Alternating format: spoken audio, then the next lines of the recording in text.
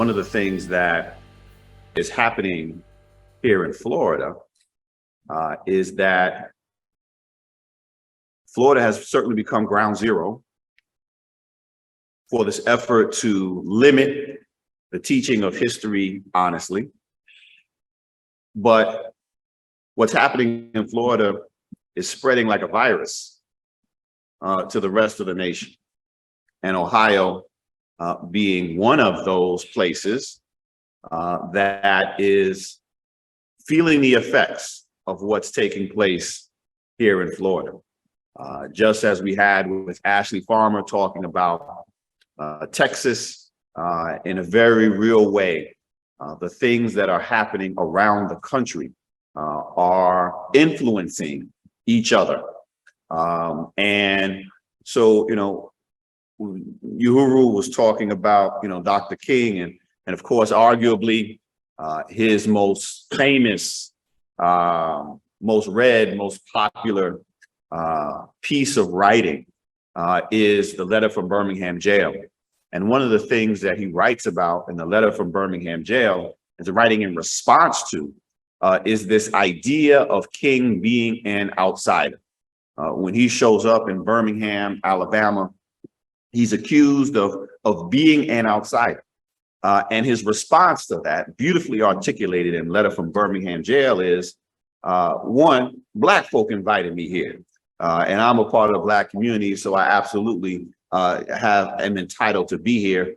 But more broadly, he said that injustice anywhere is a threat to justice everywhere. And the fact that there was injustice in Birmingham, Alabama, meant that not only did he have a right to be in Birmingham, Alabama, protesting alongside those who were fighting against American apartheid, but he had a responsibility to be in Birmingham, Alabama. And I think part of the reason why we all have descended on Florida, descended on St. Petersburg physically, but then also virtually, is not only because we have a right to be here, but it's because we have a responsibility to be here as well. Because what affects one affects all. What affects our brothers and sisters here in Florida will affect us in Texas and in Idaho, in Ohio, and across the nation. What we are experiencing here is not an accident. It's not an accident. I've had the great honor and pleasure and privilege of teaching at Ohio State, the Ohio State University, for the last 20 years. And what I have seen over that time is really a phenomenal growth among the students who have entered my classrooms. Very often those who come in, and I teach courses on the civil rights movement. I teach African-American history, teach African-American history through film. Students who haven't been exposed to the reality of the American past. Students who have never heard of the kinds of racial terrorism that existed in the United States, have no idea that lynching occurred, no idea about the history of racial pogroms, have never heard of what happened in Tulsa, Oklahoma, or Rosewood, Florida. And as we begin to go through our classes, the course of our time together in the classroom, I've noticed that my students wind up going through what psychologists call the 5 stages of grief. The 5 stages of grief.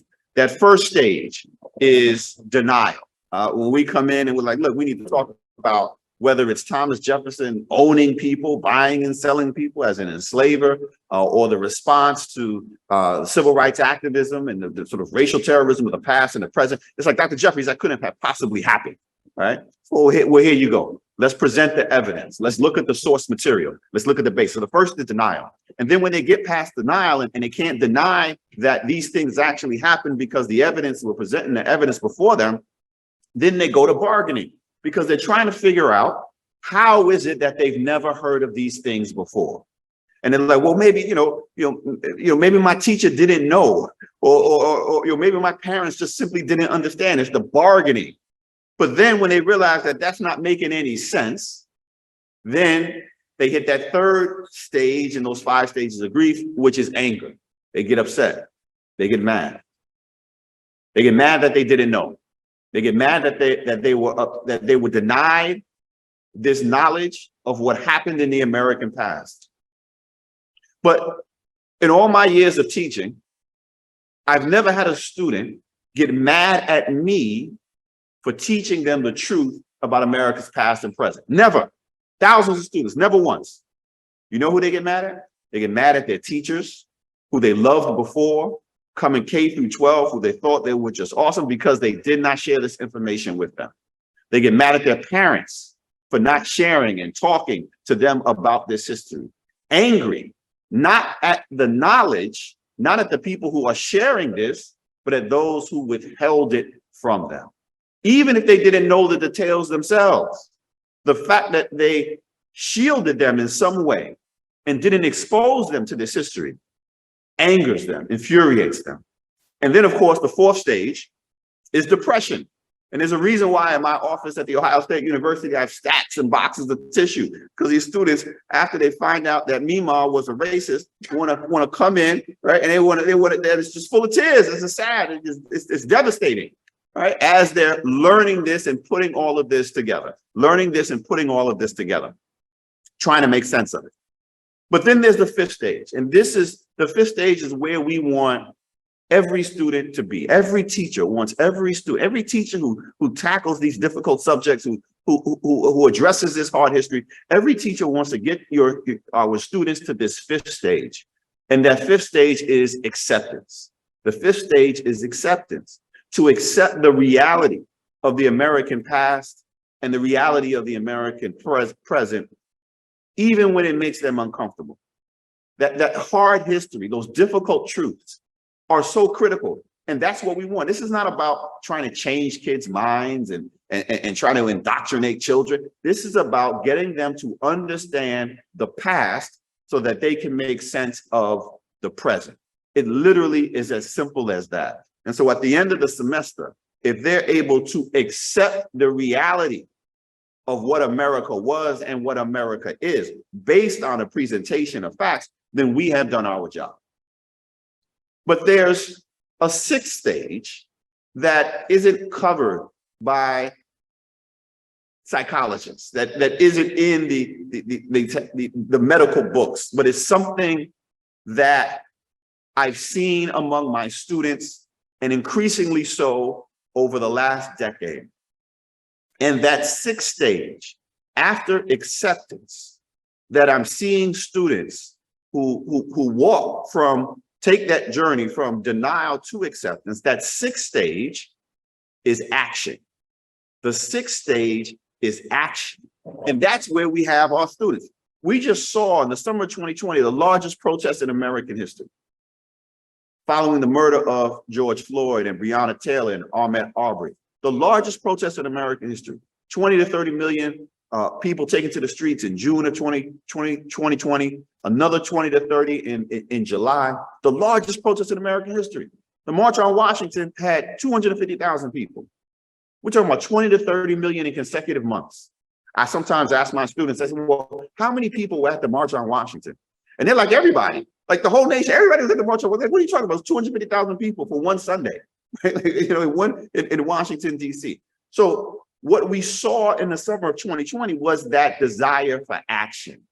Now, that's important because what we're dealing with now, 3 years later, has been building over the years. There's never a time where teaching history, honestly, hasn't been contested in American education. There's never a time when that has not been contested. Going back more than a century, from the moment you had public education, right? Teaching honestly about America's past and present has always been politicized and has always been targeted. That's what the whole lost cause nonsense was, right? If you can't deal with the history, then we're going to make something up. So it's always been contested. But 2020 changed something. And what we're dealing with over the last 3 years is a direct response to what happened in 2020, because it was the action that young people were taking that has led to this response. Because it wasn't that they were just in the streets challenging and demanding justice for the victims of police violence and racial terrorism. It was also that they were in the streets calling for an end to systemic racism. An end to systemic racism. That changed things. That was a game changer. And it's not because, you know, you had Black and Latino and certainly African Americans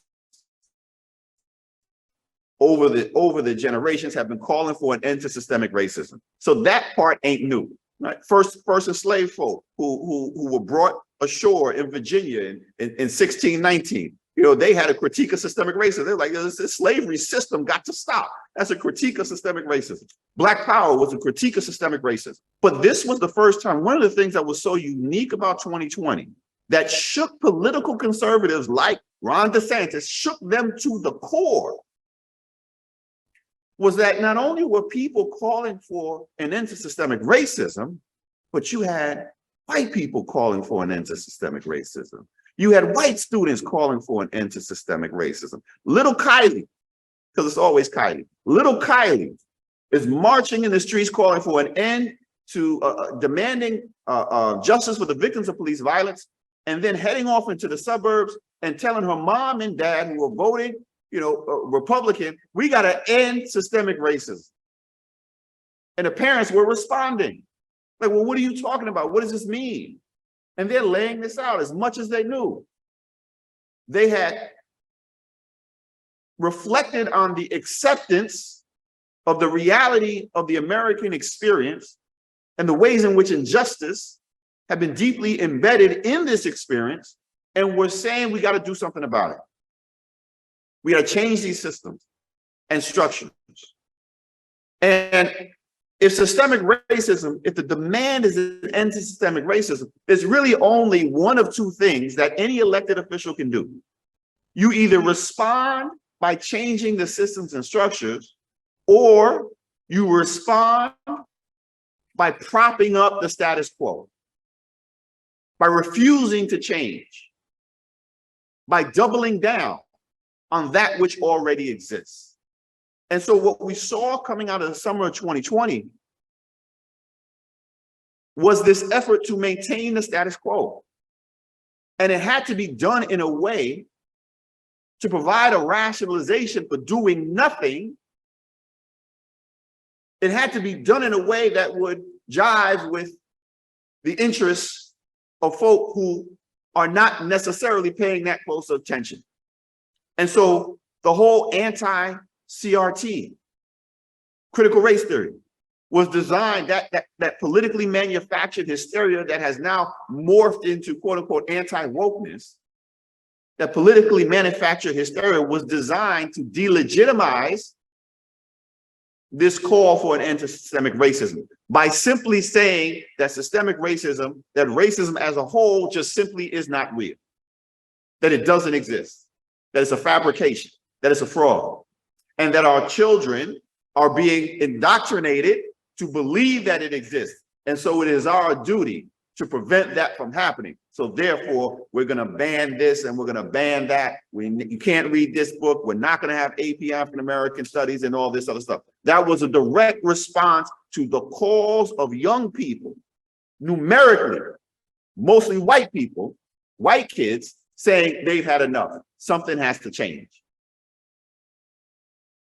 And when we think as well about the demands of students at that time, in the summer of 2020, not only calling for an end to systemic racism, not only saying that we need justice for the victims of police violence, but also that these monuments to white supremacy, Confederate statues, statues of Columbus, that they need to come down.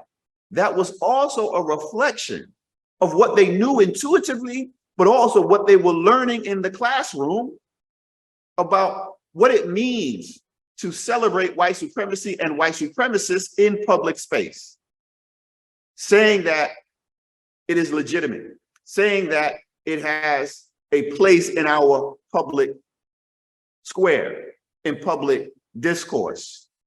So they're responding to that after seeing 4 years of the ways in which Donald Trump in particular understood, he may not understand much, but he understood this one thing, that racism is the most powerful political tool that America has ever created. And playing to racism, playing up this idea of white supremacy has real political gains. And so when the young people are like, no, we're not playing that game anymore, you get that pushback that leads us to the situation that we find ourselves in today, where state legislatures, governments, politically conservative governments who for decades have said, you know, hands off, there's too much government interference in education, are now leading the charge in trying to tell us what it is as educators, what it is we should be doing in the classroom. And it's not just K through 12, of course. We see the example here in Florida, but in Ohio as well, where state legislatures, political conservatives are now trying to tell educators at the college level what they can and cannot teach. What they can and cannot teach. I have a colleague at Ohio State, Pranav Jani, who pointed out specifically the great irony of this, specifically that in Ohio, in this new bill that's working its way through the state legislature, they tell university professors they've identified what we're supposed to teach in American history, right? And one of the things, including the documents, they're like, if you're going to teach American history in the state of Ohio, you have to teach the US Constitution. I'm like, cool, I'll do that. Let's have a conversation about the US Constitution.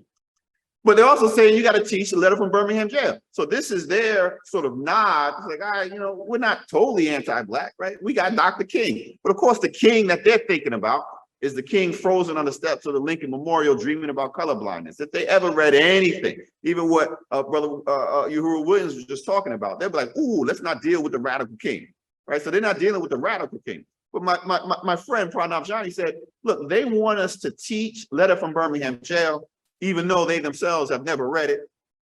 But they don't want us to teach why Dr. King is in jail in the first place.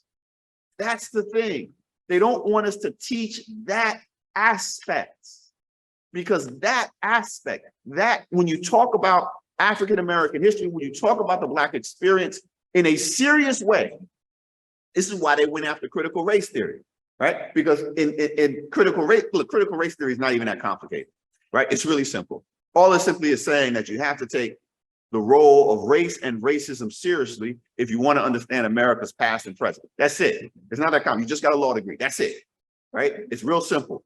But when you do that, not only do you understand how systemic racism is perpetuated, but then you begin to discover and uncover the ways in which Black folk principally had led the charge to expand democracy in America. That feeds into this desire for action. And that's what they're most afraid about. And so and this is why African-American history and Black history in particular was targeted first. We knew it wasn't going to stop there, but it was targeted first because when you study the American experience from the experience and perspective of Black folk, that changes everything. That changes everything. And when you study the ways in which African-Americans fought to secure basic civil rights and human rights for themselves, but then also fought to expand democracy for everybody, that's a game changer as well. You can't help but walk away from such a class, from such a subject, wanting to do more, wanting to understand the ways in which the world is working, why inequality is being perpetuated, and wanting to do something about it. And it's that action step that has people who benefit from the status quo determined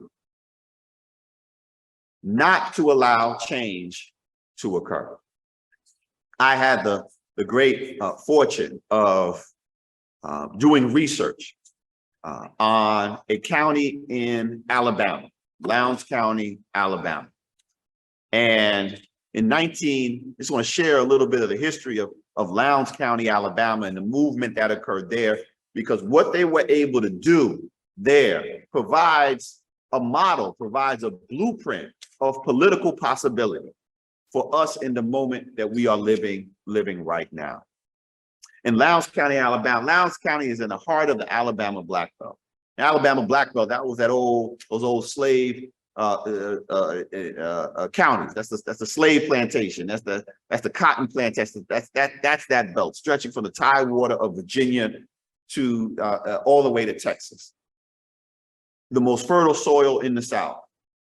Also had the largest black populations because this is where enslaved populations were held. So Lowndes County, Alabama is in that black belt. It's in the heart of Alabama, sandwiched between Selma, the capital, the economic capital powerhouse engine of Alabama, to its east or to its west, and Montgomery, the state capital, to the east. Lowndes County in 1965, at the start of 1965, had 0 registered black voters. 0 registered black voters. I'm not talking about a couple, 80% black. 0 registered black voters. 5,122 African Americans of voter registration age, and not a single one was registered to vote. Not a single one. Political exclusion was absolute, and it was maintained through a long history of racial terrorism. You know, one of the things that we have to understand is that certainly there are laws that have been placed on the books that have been designed to disenfranchise African Americans. And in the state of Alabama, you know, in 1901, they rewrote their state constitution for the sole purpose of disenfranchising African Americans. Every state in the South between 1890 and 1910 rewrote their state constitutions for the sole purpose of disenfranchising African Americans. This isn't a matter of interpretation, right? This is a matter of fact, and this is why the facts matter. People say, well, you know, the students, right? When they're not denied, well, Dr. Jeffries, how do you know that? Because, you know, the literacy test is ostensibly colorblind. Poll tax is ostensibly colorblind. It doesn't mention race. You can't mention race because of the 15th Amendment. It says you can't discriminate on the basis of race. So, Dr. Jeffries, if it's ostensibly colorblind, if there is no language that identifies African Americans, how do we know that this was designed to target African Americans? Because they said so, right? You go back and you look at the convention minutes and notes, they are literally saying in state after state after state, Mississippi, Virginia, Alabama, South Carolina, North Carolina, the reason why we are here is to keep Negroes from voting, period. This is why I'm saying that the presentation of the material is so critical. All you gotta do is all you have to do is go to the primary source material. They weren't hiding it, they were sharing it, and it was clear. And so that signals to us that we have to be careful whenever we see this language that on the surface appears to be benign, on the surface appears to be colorblind. We have to get to and make sense and make clear what the intent is and what the intent was. And so you have these laws that disenfranchise that are effective in robbing African Americans of the vote. But it's not just the laws themselves. And this is what we have to understand about American history, is that political violence in the form of racial terrorism is as American as cherry pie. It's always been a part of the American experience. On the year after, on the 1-year anniversary of January 6th, which was political violence done in the name of white supremacy, President Joe Biden gave a very powerful speech about what happened. And he talked about white supremacy, and he talked about this, an assault on democracy. And I remember being in my living room, listening to him, and in my mind, I'm checking off the boxes as I'm folding clothes. Like, yep, white supremacy, good. Yep, anti-democracy, good. Yep, this is fundamentally unconstitutional, good. But then around the 18-minute mark, I went back and checked on C-SPAN, because C-SPAN is good for that. Joe Biden says, what happened on January 6th, the use of political violence, is fundamentally un-American. And when he said that, I was like, huh? Joe, really? And then he adds, that's not who we are. And the historian in me was like, oh, Joe, no, that's exactly who we are. That's exactly who we have been. America was born out of political violence. Whether we're talking about white colonists seizing land and engaging in conflict with indigenous people. The American Revolution was political violence. The Civil War, the nation was almost destroyed because of political violence. Reconstruction, the defeat of Reconstruction. Reconstruction didn't end. Reconstruction didn't fail. Reconstruction was defeated by political violence, Colfax Massacre and these other things. The Civil Rights Movement was attacked and attempted to be undermined by political violence. January 6th, political violence. So no, Joe, we're on a first name basis. No, Joe, this is exactly who we have been. And why does this matter? Right? So it's not just, and we got to be clear about this. It's not just the political right who are more smitten with nostalgia than actual history. It's often sometimes those on the political left who don't want to deal with the past on its truest terms because it's too painful. But the reality is we got to deal with it. James Baldwin, whenever you're in doubt, turn to James Baldwin, right? We're in the church, you go to Bible first, but then after that, we want to go to James Baldwin. And James Baldwin said, we are our history. We are our history. That's it right there. We are our history. That's why we got to know it. That's why we can't pretend as though our history doesn't inform who we are. That is critical. And that's also why on the political right, they don't want to deal with it. They don't want to deal with it for different reasons. It makes us feel bad on the political left. Oh my God, we got to do something about it. Political right, they just want to pretend as though it never happened. But we have to deal with it because that's who we are. That's in our DNA. And we can't address it, we can't combat it, we can't challenge it if we don't acknowledge it. And so in 1965, to go back to the Lowndes County, Alabama, this county in the heart of Alabama, 80% African-Americans, 0 registered Black voters. It's not only because of the 1901 Alabama Constitution, it's because of decades of racial violence and racial terrorism. Decades. And so African-Americans are not showing up, not attempting to register to vote for 6 decades in a place like Lowndes County, Alabama, not because they're uninterested in the political process. They understand the power of the ballot. They want to exercise the franchise, but they also realize that showing up at the county courthouse and trying to register to vote is literally suicide. Like, you will be killed. The least thing that would happen is you would be evicted or lose your job. But the likelihood of being killed was real. And then even if, and this is important too, so even if you show up at the county courthouse and you're determined, I'm going to register to vote, and you show up at one of these rural county courthouses and you attempt to register to vote, and say you succeed, who the heck are you going to vote for? Right? It's a one-party state. Who are you going to vote for? And so African Americans are making a strategic calculation that it's more important to save a valuable life than to try to get a valueless vote. So in 1965, African Americans are sitting on the political sidelines in a place like Lowndes County, Alabama, when it comes to formal electoral politics. Not because they're uninterested, but because they're making the strategic calculation of the value of the vote in a place like Lowndes County, Alabama. That's the start of 1965. But by the end of 1966, just 18 months or so later, not only had African Americans in Lowndes County, Alabama, succeeded in registering a majority of African Americans, but they also created their own radically democratic independent political party, the Lowndes County Freedom Organization, the original Black Panther Party, born not in Oakland or in New York, but in the heart of rural Alabama. And they did that, local people did that, because they partnered with a small cadre of student nonviolent coordinating committee organizers who, coming out of several years of working in Mississippi, brought that political expertise, including Stokely Carmichael, Kwame Ture, into a place like Lowndes County, Alabama, and created this partnership in which they said, we understand that you're interested in the political process, and we will help you engage in electoral politics.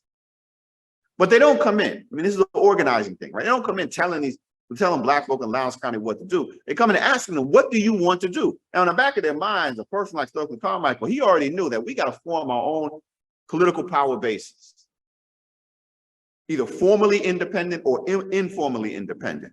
But when he goes into a place like Lowndes County, Alabama, he's not telling these Black folk what to do. If he came in and said, listen, you need to form your own independent political party on day one in March of 1965, when he shows up, they would have laughed him out of the county. He's like, how are we going to form our own independent political party? We can't even register to vote.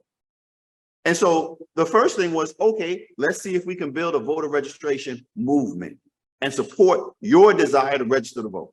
They had already begun. These are Black folk. One of the things that we're thinking about, an Institute for Common Power is doing wonderful work around organizing. And one of the things I love, one of the things that I love about the way they engage in organizing is that, and working with communities, is that they work with communities. They're not pretending to be sort of movement messiahs, descending on a community, telling this community what it needs to do. And so, because nobody's sitting around waiting for movement messiahs to return. They may be waiting for the Messiah, but not movement messiahs to return. They're already working. And so what we see in the partnership, and one of the lessons that comes out of Lowndes County, is the ways in which outside organizers with political organizing expertise are able to work with local people. I mean, they're applying Ella Baker's organizing philosophy of participatory democracy to electoral politics. So they're like, all right, what is it that you want to do? And so some were like, look, we want to engage in electoral politics. We want to do some voter registration. They're like, cool, we can help you with that. And others are like, we want to improve the schools that our children are going to. This is 1965. This is 10 years after the Brown decision. And their schools, like most of 98% of schools in the South, are still rigidly segregated. And so they're like, yeah, we're interested in the vote. Selma to Montgomery March just passed through. We're interested in registering to vote, but we're also very much interested in improving the quality of life for all citizens in this county, for Black folk in this county, which means improving the quality of these Black schools. Notice, they did not say on day one, we want to integrate these schools. See, that's one of our, integration is one of our obsessions when we look back at the civil rights era and this high point of civil rights organizing. We get obsessed with integration because we get obsessed with proximity to whiteness. And we want to assume that Black folk universally, just simply as their goal, wanted to be in closer proximity to white people. Like that's our own sort of obsession, right? That's white people trying to be made comfortable about what was going on in the past. Because the truth is, and Black folk understood this, that the most dangerous place for a Black person to be was to be in the presence of white people. That's what American history taught us. And so they weren't clamoring to desegregate white schools. They were like, just give us the resources that we need to improve our schools. And we see that for several months. They're like, give us the resources, help us organize around that. But there's a reality that they learned quickly, that others learned quickly, that Thurgood Marshall and Charles Hamilton Houston, the lawyers, and so many others behind the Brown decision and other education cases, is that there's nothing magical about white children. And so Black folk don't have to sit next to white children in order to learn. Ain't nothing magical about white children. I teach a lot of white children at Ohio State. I can confirm ain't nothing magical about white children, other than their ability to attract public resources wherever they go. And so that became the critical factor in why Black folk would want to and need to pursue desegregation, because they weren't going to get those resources.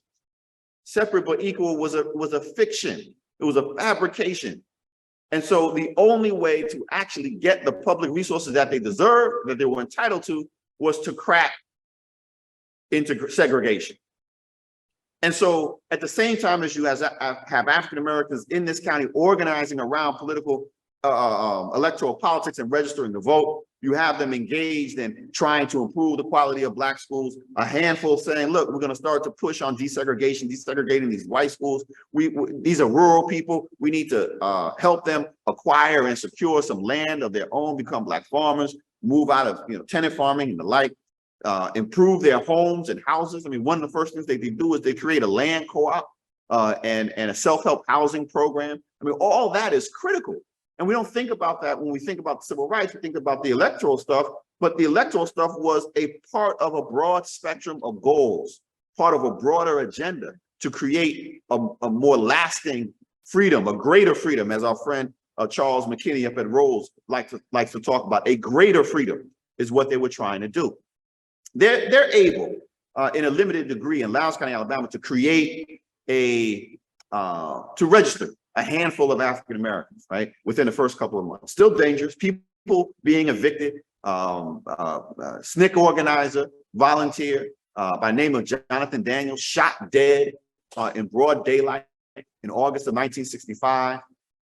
But that same month, August of 1965, Lyndon Johnson signs the Voting Rights Act.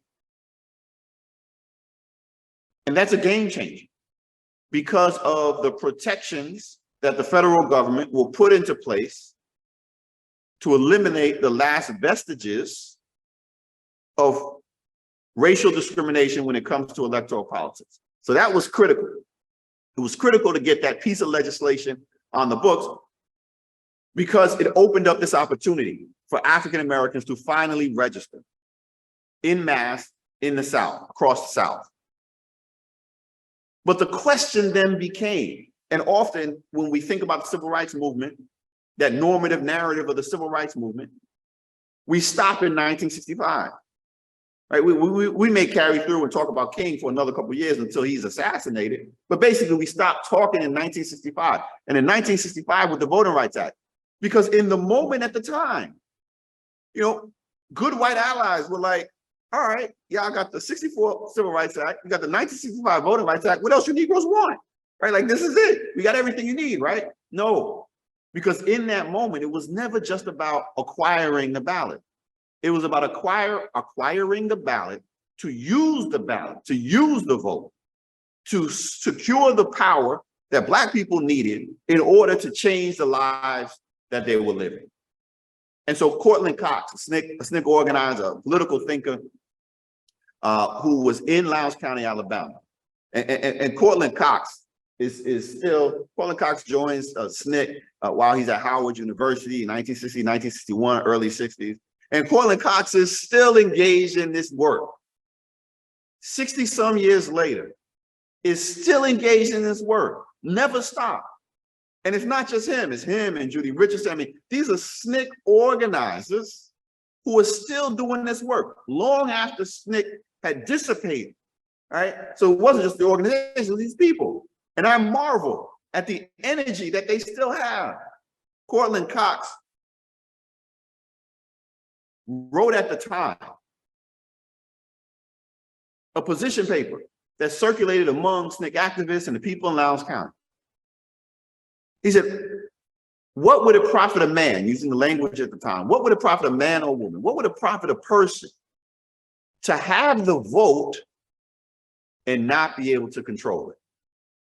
He said, what would it profit you? What good is it to be able to register if you can't control the vote? You can't control your ballot. You can't determine who it is that's going to represent you in office.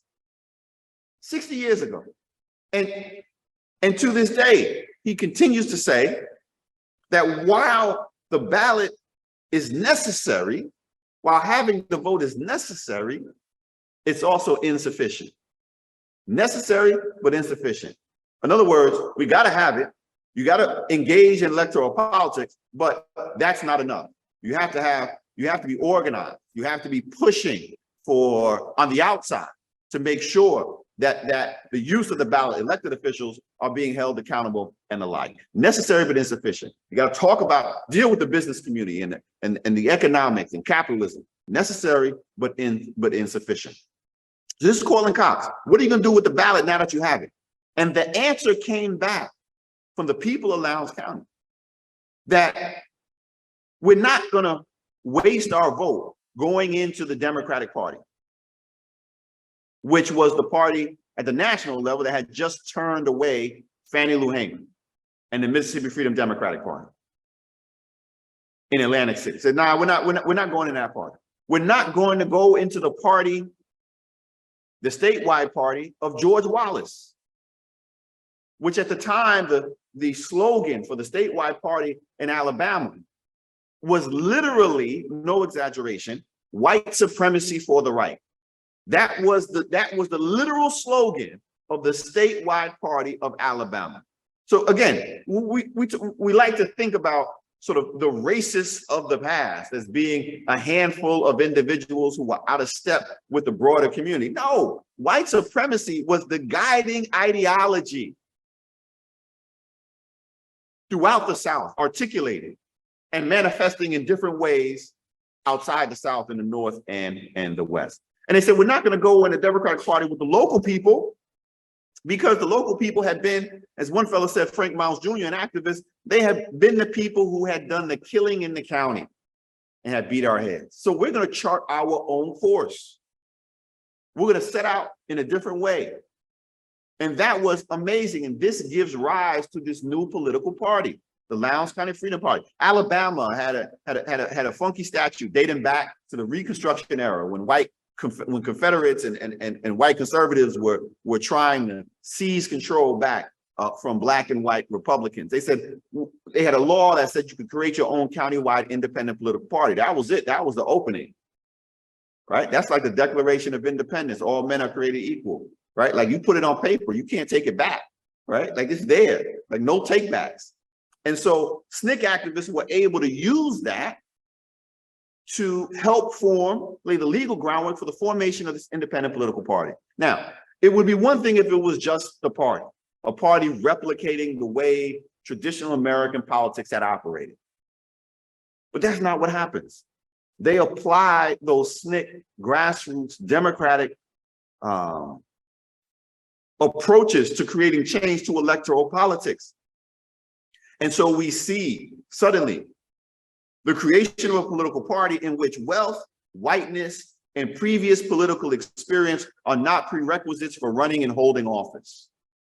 In fact, the candidates themselves, just imagine this, the candidates themselves were irrelevant because the people were saying it doesn't matter who the candidate is because the person that we put forward is going to be responsive to our demands and needs. We're creating the platform.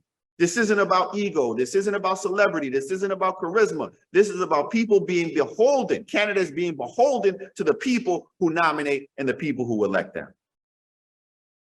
That is fundamentally not American when we think about the way American politics has evolved over time. And yet this is what these rural folk were doing. And I can't say that enough because one of the things that we learned from studying African-American history is that you got to take people seriously as political thinkers. And especially, you got to take working class people seriously as political thinkers. You got to take rural people seriously as political thinkers. You got to take people like in Lowndes County, Alabama, where the average education was 6th grade, seriously as political thinkers. Because they understood it, drawing upon their own experiences. They understood what the situation and circumstances were, and they were determined to change it. And so one of the people, and they run a series of candidates for elected office, all county-wide office. They said, we're going to take over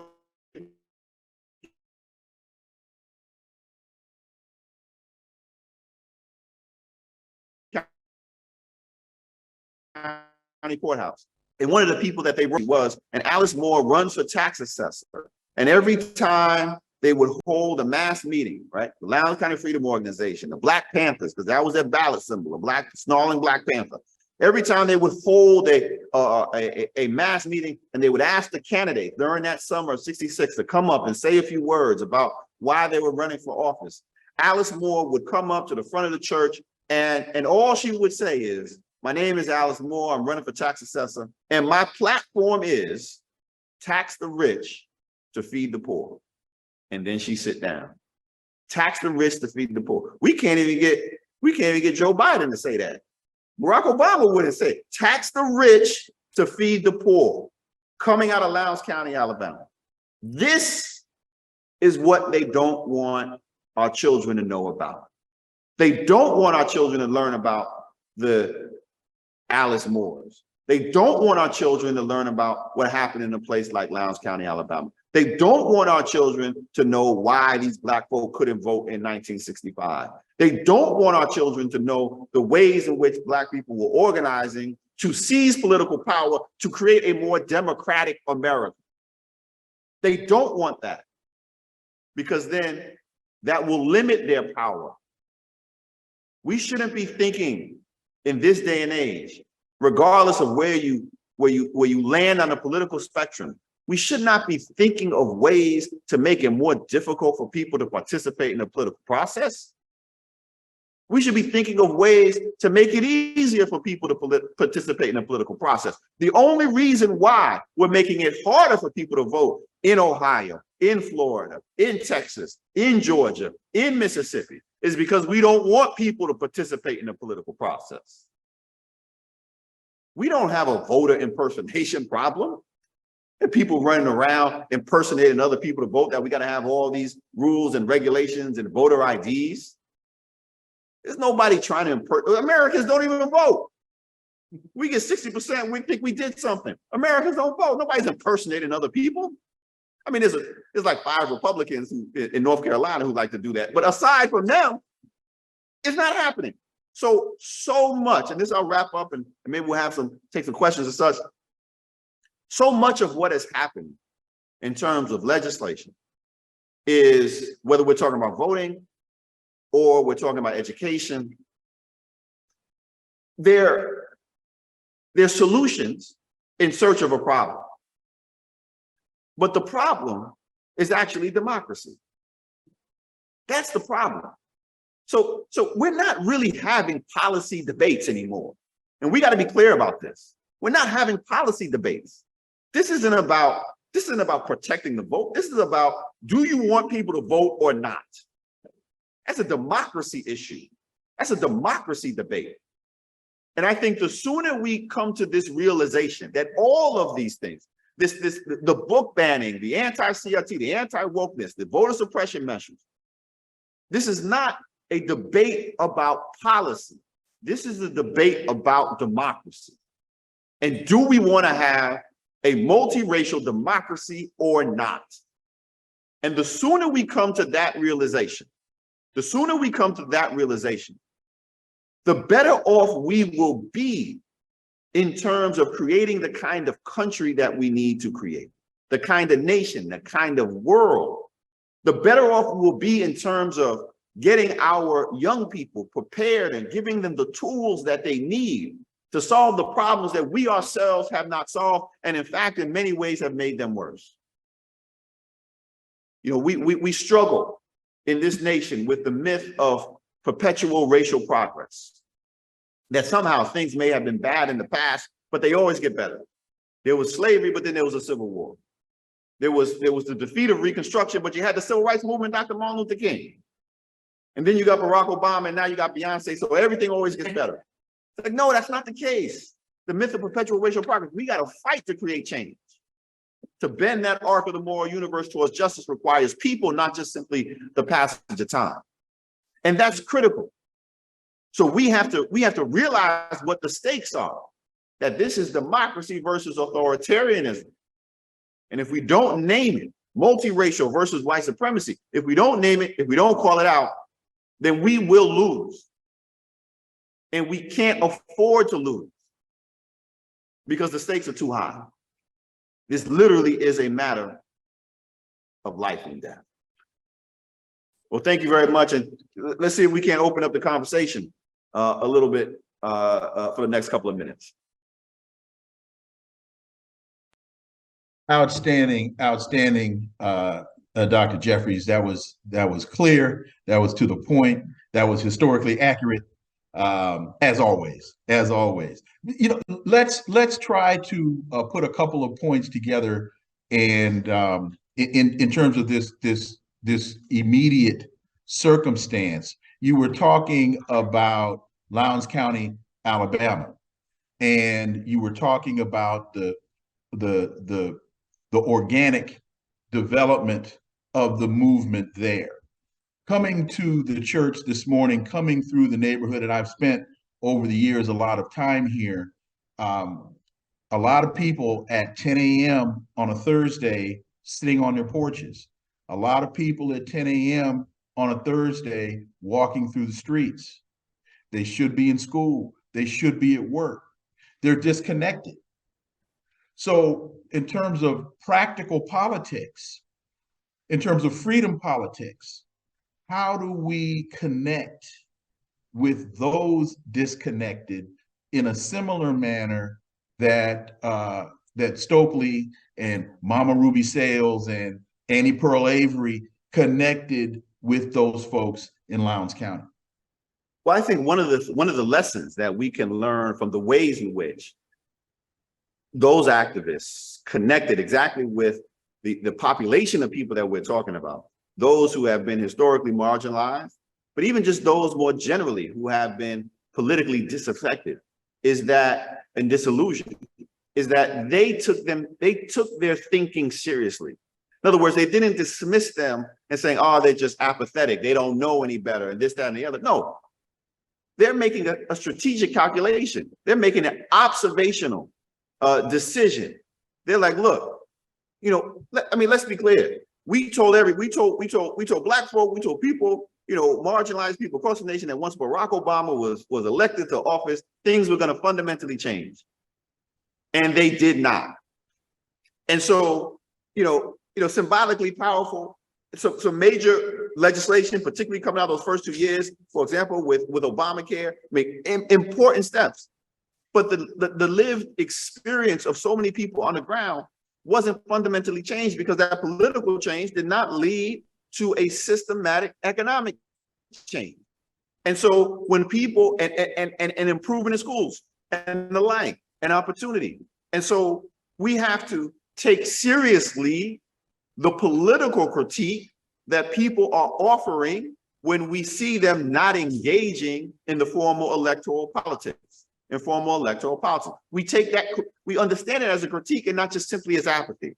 But then we have to, and I think this is the lesson coming forward, is that, listen, in many ways, we've preached the wrong sermon over the years. We've told people, you know, you have to vote. Like, voting makes the difference, right? It's the end all be all. Cortland Cox, it's necessary, but it is insufficient. The insufficient means that there's other things that we absolutely have to do if we want to have that transformative effect on their lives, on your lives.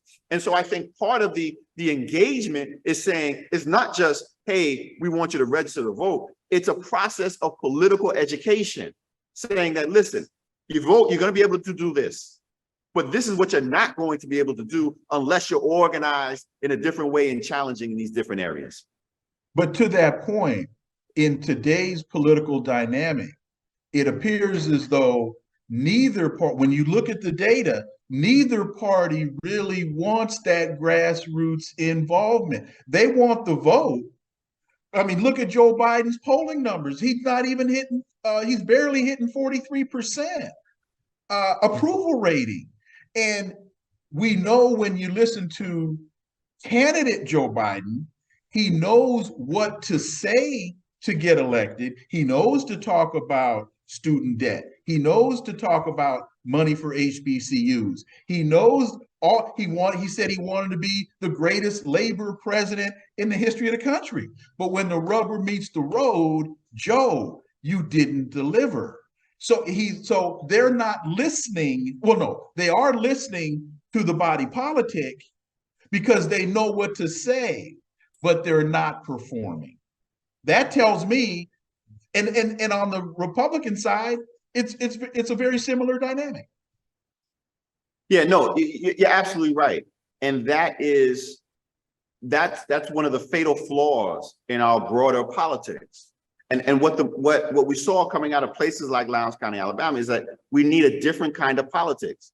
But that lesson of what that different kind of politics should look like in terms of involving people at the grassroots level and engaging people at the base did not trickle up, if you will.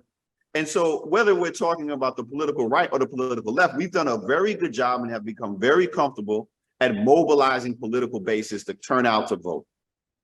But what we don't do is we don't engage in that hard work of political education and listening to what people actually want done. Like that is critical. And that's also one of the things why, not just, with the President Biden, but we saw the same thing with Barack Obama.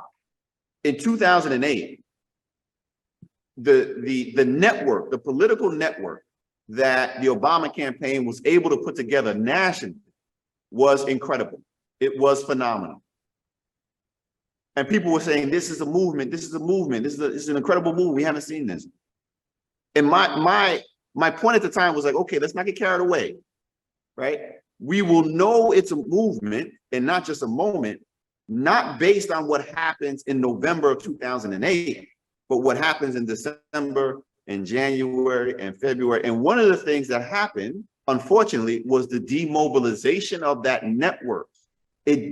Obama's people did not create and sustain that or sustain the network of people that they had created that would enable people to continue to be involved in the body politic. It said, and so people, sort of put back and was like, okay, now do what we sent you there to do. The mobilization that actually occurred was on the political right, the Tea Party mobilization. The critical misstep was exactly what you're talking about, is that we had the language at the national level of what to do and what people were saying, but we didn't empower people. We didn't create an apparatus that would allow them to continue to engage. The political right did that with the taking over these state legislatures after 2010 and all this other stuff. Now, they did it for their own sort of selfish purposes. I mean, they're not interested in the economic and political interest, certainly the economic interest or even the health interest, right, of the people who have voted for them. That was about economic power and personal power, but they did that. We got to not replicate what they did. We got to take seriously the interest and thinking of people on the ground, but then put it into a national apparatus that allows them something to do. You got to give people something to do so that they're a part of the fight. You talked in your presentation about white students calling for an end to systemic racism. And this, if we understand that things don't happen in a vacuum and that history isn't siloed, we understand that that's one of the reasons why they did not, or they wanted segregation in schools. They were trying to create and maintain a system, a culture based on a false narrative of race. And that becomes very hard to maintain when little Davon is sitting next to little Kyrie and they're forming friendships. Yep. And now when little Kyrie turns 12 and she wants to have Davon at her birthday party, all of a sudden that becomes a conflict in the family. And so connect that to and the other thing too is that we know that you talked about acceptance as the final stage of grief, and then action. One of the things that the Greg DeSantises of the world are afraid of is that if we ever get empowered, we will do to them what they've done to us, and we'll bring Kyrie with us. Yeah.